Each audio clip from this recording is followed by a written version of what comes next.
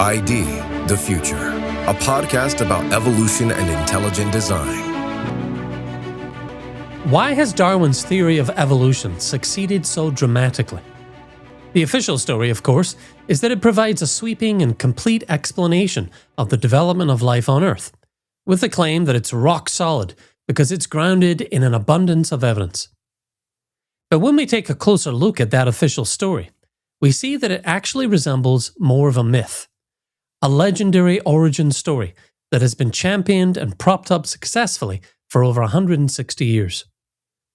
Welcome to ID the Future. I'm your host, Andrew McDiarmid. Today, I want to treat you to a reading from False Messiah, a book by Neil Thomas recently published by Discovery Institute Press. In two separate previous episodes, I interviewed Neil Thomas about the book, and I encourage you to go back to these episodes if you haven't enjoyed them yet. But I also wanted to share part of the book with you directly as a reading, because I think it gives us some really valuable insight around the mythology of Darwinism, as well as the mythical figure of Charles Darwin himself. The evidence for intelligent design in nature is mounting by the year, and collectively, that evidence provides a formidable challenge to neo-Darwinian claims. But another way to understand why Darwinism is inadequate is to look more closely at its frailties. Well, enter Neil Thomas, a recently retired professor of English and a longtime supporter of Darwinism who only recently felt he had the freedom to take a fresh, critical look at the theory's rise to dominance. Thomas first signaled his break with orthodox thinking in his previous book, Taking Leave of Darwin, where he challenged key aspects of the theory. False Messiah is his follow-up, where he digs deeper into the cultural and intellectual forces that propelled Darwinism's success. We learn that mid-19th century Europe was already becoming a fertile seedbed for scientific materialism, and Darwin's idea arrived at just the right moment to take advantage of that. Here was all the skeptical, agnostic elites needed to make sense of everything, a seemingly sweeping and unifying scientific explanation that finally ushered God out of the picture and offered a comprehensive explanation of life. It was a way to explain the obvious design without a designer, a non-teleological account of life. But in False Messiah, Thomas makes a case that the rise of Darwin's theory owes as much, if not more, to cultural timing, philosophical appeal, and persuasive storytelling as it does to scientific demonstration. Let's not forget, Darwin intended this to be a mere abstract of his theory, and while he wrote it, he kept promising friends and colleagues that a larger volume chock full of evidence supporting his theory would follow. But that promised volume never came. So, to help us understand why Darwinism has persisted for so long, it's helpful to take a closer look at the forces that moved it forward and upheld it, lest we be tempted to think that it has succeeded purely on the strength of its scientific arguments. Now, before I read from the book, I'd like to highlight a few endorsements the book has received. Peter Jeavons, Senior Research Fellow at St. Anne's College, Oxford, and Emeritus Professor at the University of Oxford, had this to say. In this fascinating and wide-ranging book, Neil Thomas draws on his expertise in European intellectual history and linguistics to examine both the content and context of Darwin's writings. He draws in detail on the words of Darwin's contemporaries, such as Charles Lyell and Asa Gray, to examine how Darwin's ideas were received in the 19th century. He also considers the literary context in the world of William Wordsworth, George Eliot, and Algernon Charles Swinburne. There is a particularly interesting section on Alfred Russel Wallace, the co-discoverer of Darwin's evolutionary theory, who later changed his mind on some of the key aspects. Thomas also looks carefully at some of the details of Darwin's text and the difficulties of translating the concept of natural selection into other languages, and sets out what these reveal about Darwin's lack of conceptual clarity. I found the discussion of Darwin's religious confusion and struggles, and the claim set out here that Darwin's presentation of natural selection comes close to that of a goddess figure, to be thought-provoking and insightful. The book provides a stimulating challenge to the lazy assumption that Darwin's work provided a simple and satisfying scientific explanation for all aspects of the biological world. Anyone who holds on to that view after studying the issues discussed here really is clinging to a false messiah. Lehigh University professor of biological sciences Michael Behe, author of Darwin's Black Box and Darwin Devolves, says this about the book. How in the world could a theory as transparently lame as Darwin's win over most late 19th century academics? Neil Thomas's brilliant new book, False Messiah, Darwinism as the God That Failed, shows that many intellectuals then were already hoping to explain away the obvious designedness of life in order to subsume biology into a totalizing, human-centered Enlightenment vision. Darwin merely offered them what they were hoping for. Ironically, as Thomas notes, it is the very progress of modern science, especially the discoveries of non-mechanistic quantum reality and the information-suffused molecular layers of life, that has ultimately quashed their efforts, whether or not they yet realize it. Now, on to the book itself. I'm going to read Thomas's prologue first, which will give you some overview of the scope of his book. Then I'll read a portion of chapter 1, and that chapter is called Darwinism and Its Discontents. Prologue. In a previous volume, Taking Leave of Darwin, I tell why I went from a member in good standing of the Darwinian establishment to a person surprised to discover that modern evolutionary theory rests on a foundation considerably less stable and reassuring than rock. Specifically, on closer examination of the theory, I was confronted with the bewildering spectacle of some indisputably clever people making unsupported claims in favor of a hypothesis originally advanced upon a surprisingly rickety foundation. I found that when Charles Darwin, together with later biologists as well as cosmologists, would reference purely notional processes such as natural selection, self-assembly, or a cosmic imperative, these terms amounted to little more than a sidestepping of a host of imponderables. Hence the disquiet I felt at discovering that all their scientific-sounding livery were but the regalia of so many empty referents, carried along by magical thinking. And I mean empty referents in its formal linguistic sense, words without demonstrable content within, or ascertainable relation to, the real world. Moreover, I found that Darwin and his successors had involuntarily, by the sheer incredibility of their claims, furnished presumptive evidence for the role of a special dispensation behind the origin and evolution of life on Earth, a dispensation far beyond the parameters of a purely naturalistic analysis. The present volume continues my intellectual journey, for it soon became clear to me that there were many further avenues still needing to be explored. In simplified terms, the present work takes relatively short sections of chapter 2 and 3 of Taking Leave of Darwin and expands them into an entire book. In that previous work, I briefly surveyed the early and later voices of dissent from Darwin and weighed the back and forth between Darwin and his defenders on the one side and his more thoughtful critics on the other. But this is a rich vein, and I barely scratched the surface. Here, pick in hand, we will delve deeper. I should make clear from the outset that my cheeky title, False Messiah, is not meant to describe Darwin as he ever styled himself. He actively resisted being co-opted as the figurehead of a secularist religion. In part, this may have been the respectable Victorian gentleman steering clear of anything redolent of French radicalism, but the effort also seems to have stemmed from a genuine personal ambivalence concerning matters metaphysical.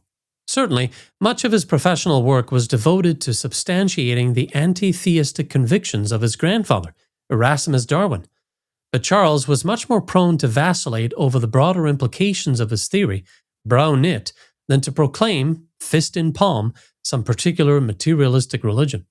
Moreover, there is compelling evidence, analyzed in this book, that in later years he developed doubts about his formula for creation without a creator. In mining his personal correspondence and autobiography, one finds that in older age he became almost as much a natural theologian as a natural scientist. However, none of that has prevented a body of Darwin's followers from co-opting him as a sort of latter-day messiah for a materialist program of cultural and civilizational transformation. I will argue that employing Darwin in this way is false twice over. First, it is not what Darwin made himself out to be. Second, and as accumulating evidence has made plain, his theory, with or without the modern synthesis, and with or without the various third-way epicycles tacked onto it in recent decades to save the appearances, cannot bear the weight of its role as gospel for a brave new age of atheistical enlightenment. However one chooses to characterize the aging gentleman of Down House, his doubts about the materialistic project have been amply vindicated by advances in biology in the last 7 decades, one of the topics explored in the present book. Which brings us to the present volume's subtitle. Students of the Cold War may recognize it as the title of a 1949 collection of essays by 6 prominent writers of the day on their conversion to, and eventual disillusionment with, communism. My borrowing of the phrase, and thereby connecting Marxism to Darwinism, is not incidental. Although the Communist Manifesto was published a decade before Darwin's theory of evolution went public, Marx said he saw in Darwin's On the Origin of Species the book which, in the field of natural history, provides the basis for our views. Or, as he put it a year later, Darwin's work is most important and suits my purpose in that it provides a basis in natural science for the historical class struggle. Despite all shortcomings, it is here that, for the first time, teleology and natural science is not only dealt a mortal blow, but its rational meaning is empirically explained. In similar terms, Marx's collaborator, Friedrich Engels, enthused that Darwinism had helped to eliminate teleology from biology, much as Marx, we might say, had eliminated it from social science. Today, we could invert this formulation to assert, with only slight exaggeration, that Marx has been eliminated from social science, at least Marxism as a coherent, all-encompassing political program. Darwinism, I want to argue, is approaching a similar condition of obsolescence. There are relatively few dyed-in-the-wool Darwinists remaining. True enough, in the academy one is still asked to genuflect before that mistiest of all dogmas, evolution. But among actual scientists doing serious work in biology, things have moved on from Darwin and even neo-Darwinism. As with many of our present-day social scientists, what remains in the biological sciences is a dogmatic commitment to materialism, regardless of how desperate that commitment may have become. Much of what follows has benefited from my background and expertise in European intellectual history, as well as in languages and linguistics. In the present volume, I cast a wide net to view Darwinism against the backdrop of European cultural assumptions, with special reference to religious and theological thinking, particularly among the Darwinists. Within that context, I also focus on many linguistic ambiguities and modes of literary presentation favored by Darwin, which point towards largely unexplored subtextual implications. The volume is structured as follows. Chapter 1 describes the contemporary Darwin debate by attempting a warts-and-all sketch of the various issues at stake. In particular, I discuss how, more than 160 years on, there is no settled acceptance of modern Darwinian theory even among mainstream biologists, a reality rarely discussed in the popular press, but one easily enough uncovered. To that end, the opening chapter briefly surveys the more important issues which presently divide evolution experts. Chapter 2 discusses Darwin's frequent lack of conceptual clarity, a lack which becomes evident when we look at some of his imprecise and at times even misleading terminology. It was this lack of clarity which drew him into the contradiction of claiming, on the one hand, that natural selection was a mindless process, and, on the other hand, that it was a crypto-teleological process analogous to that employed by animal breeders bent on procuring the best livestock. After unmasking some ways in which Darwin's conflicted mindset could have stemmed from ways of thinking familiar to the Victorians, but no longer intelligible to our present generation, I go on to document how even some modern biological researchers have been constrained by their evidence to concede that Darwin's notion of natural selection does not line up with the results of modern empirical research in the area. Chapter 3 considers the implications of Darwin's autodidactic education by installments, including his own awareness of the difficulties arising from a theory which had its origins in a stitching together of opinions he took from others, rather than its emerging empirically from minutely observed fieldwork, as the Darwin mythology has it. As well as tracing modern influences on Darwin, I also consider the work of ancient atheist philosophers to whom Darwin owed a debt he was little aware of. Here too I consider the implications of Darwin's giving a new lease on life to the philosophy of atheistic atomism, cold-shouldered for almost 2,000 years. In Chapter 4, Culture Wars, I begin a three-pronged analysis of the changing religious landscape of Victorian Britain. First, I come at it from the perspective of writers of the period, many of whom were prescient in their ability to anticipate trends in the developing, or sometimes deteriorating, spirituality of their wider society. Then I come to the university world of Oxford, a bellwether for intellectual developments throughout the 19th century, and location of the famous debate on Darwinism in 1860 between Darwin's bulldog, Thomas Huxley, and Oxford's bishop, Samuel Wilberforce. Here I address Oxford's changing culture through the 19th century as our ancient seats of learning reluctantly adapted themselves to secularizing trends in post-Enlightenment Europe. Thereafter, I come to the grassroots, mainly the working class movement simply styled secularism, which showed itself in remarkable advance of Oxford in its attitude to the German higher criticism of the Bible. I argue that the upshot of Darwin's delaying publication of On the Origin of Species by almost 2 decades, he had already produced a pencil sketch by 1842, led to its benefiting from the rising tide of secularism which peaked in Britain in the period circa 1850 to 1890. The debatable logic of the Origin book made sense within that secularizing context by dint of what is now commonly termed confirmation bias. Later in the chapter, I turn to the deuteragonist of the Darwin story, Alfred Russel Wallace, whose many scientific achievements were, in their totality, considerably more impressive than those of Darwin. I assess the reasons that eventually impelled him to forsake crucial aspects of his co-authored theory of natural selection. Wallace has often been sidelined by science historians who have described the evolutionary story in almost exclusively Darwinian terms, a tendency I resist in this volume. Chapter 5 discusses doubts harbored by both Darwin and some of his modern legatees concerning the sufficiency of natural selection. I also chart the ways that Darwin's friends and colleagues helped him promote his ideas, and yet, taking their cue from Darwin's own insecurities and hesitancies, felt no obligation to regard his ideas as sacrosanct, so much so that they offered sharply varying takes on the origin. In fact, many unresolved tensions in Darwin's own mind caused him to present his origin somewhat diffidently, as a theory worthy of consideration only until a better one might have advanced. Chapter 6 is devoted to what was in effect a rival philosophy of nature developed in the poetry of William Wordsworth. I look at how the poet's considerable influence across all social classes, as well as across the Atlantic Ocean, stood as a philosophical barrier to people's full acceptance of Darwinism. The 7th and final chapter considers how the recent disciplines of quantum mechanics and microbiology are difficult to square with those Newtonian notions of scientific predictability that Darwin appealed to for intellectual support. This bears on the plausibility of Darwinian notions, since recent discoveries, acting as a corrective to Enlightenment presuppositions and presumptions, have undermined faith in the capacity of materialist science alone to predict outcomes and deliver truth. This, in turn, has undermined the Darwinian project itself. Now I'm going to read to you a small selection of Chapter 1 of False Messiah. That chapter is titled Darwinism and its Discontents. The section I'm going to start with here is called Natural Selection, the other half of the deal. One might suppose that whereas the chance variation side of Darwin's joint mechanism of evolution was a tough sell, at least the ingenious other half of the mechanism, natural selection, posed a relatively easy marketing challenge.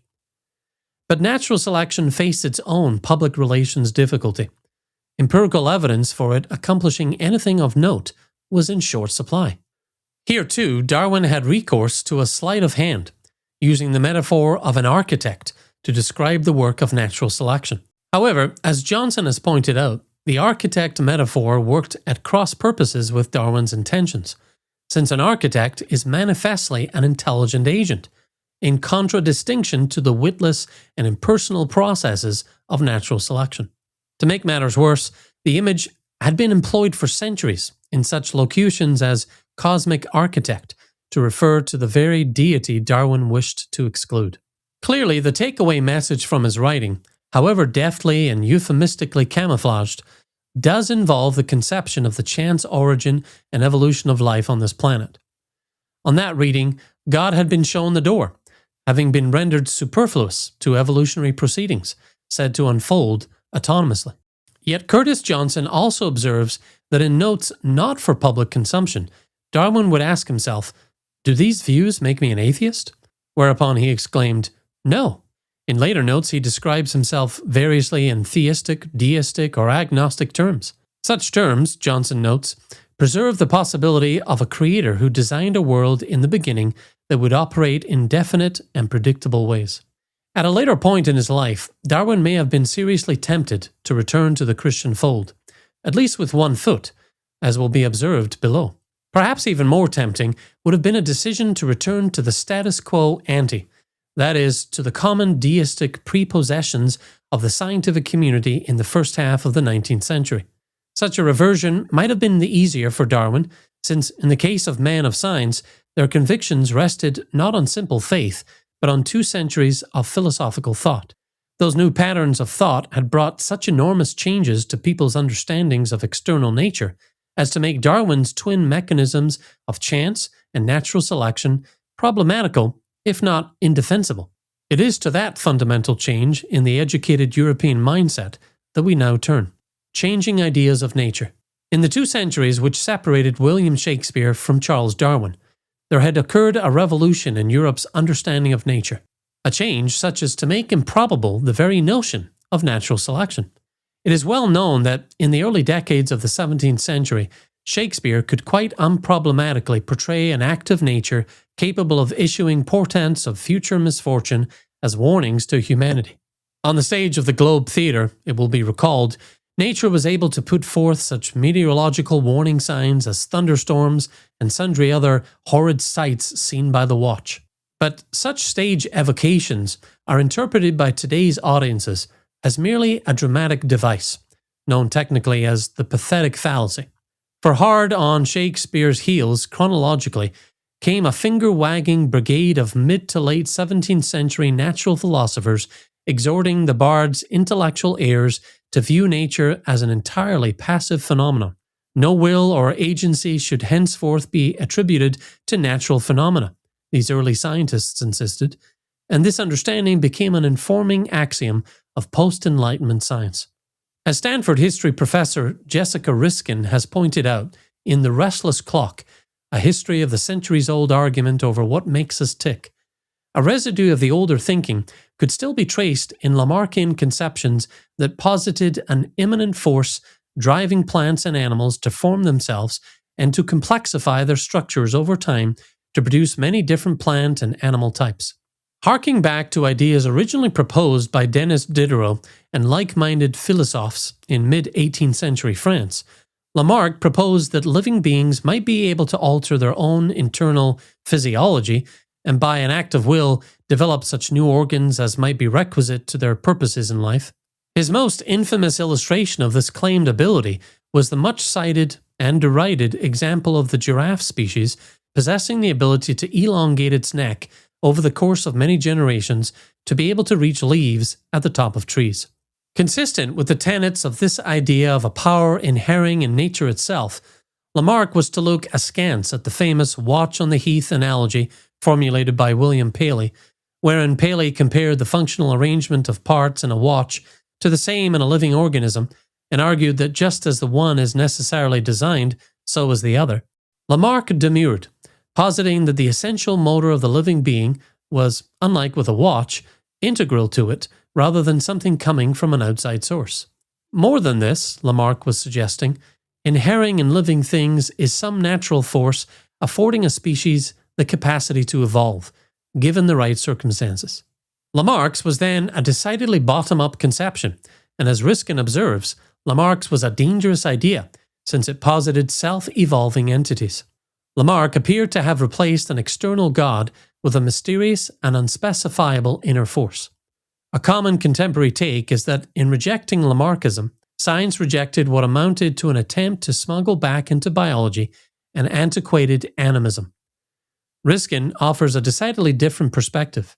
On her view, Lamarckism represented its era's most naturalist, non-theological account of species change. This means, explains Riskin, that the biologists and philosophers who dismissed Lamarck's theories were unwittingly reinforcing a view most of them had no desire to support. They were placing themselves in the strangely anomalous position of distancing themselves from naturalism, and in so doing, becoming heirs to the very tradition with which they meant to do battle, the argument from design, with roots among the ancients and revived and further developed in the physio-theology of the 17th, 18th, and early 19th century, championed by such thinkers as John Ray, William Durham, Christian Wolff, Bernard Neuventet, and latterly William Paley. As Riskin put it, a material world lacking agency assumed, indeed required, a supernatural God.